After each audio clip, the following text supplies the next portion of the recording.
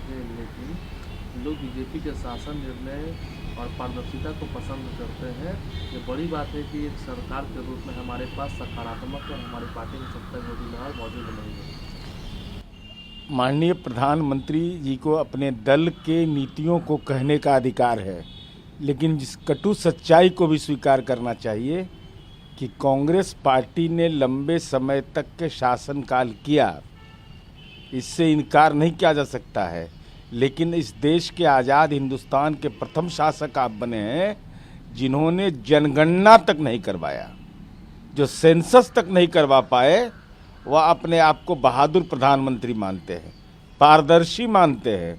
जो दलितों को मिलने वाला हक है लोकसभा और विधानसभा में, उस पर संवैधानिक संकट खड़ा हो जाए।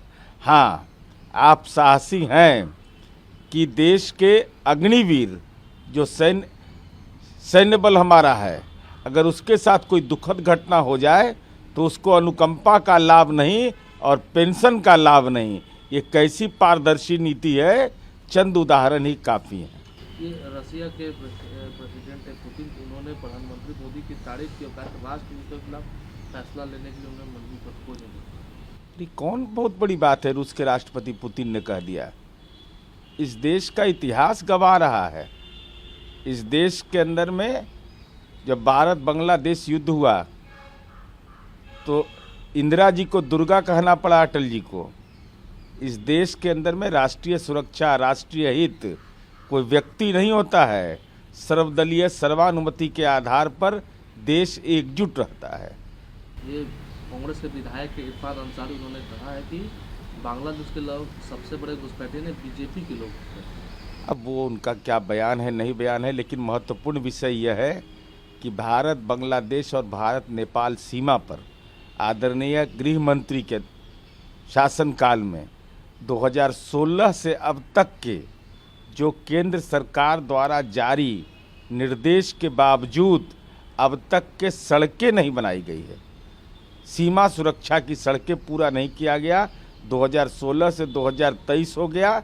ये केवल घुसपैठ के नाम पर राजनीति का एजेंडा भले तय करते हैं, सीमा सुरक्षा के प्रति केंद्र सरकार संवेदनशील नहीं। लालू यादव ने दावा किया कि जम्मू कश्मीर की जो मौजूदा स्थिति उसके लिए अमित शाह जिम्मेदार है। जम्मू कश्मीर में धारा 370 आपने हटा दिया। नोटबंदी के समय आपने ये तय किया कि अब आतंकवाद जैसी घटनाएं नहीं होंगी, और बिहार के श्रमिक ही दुखद घटना में मारे गए।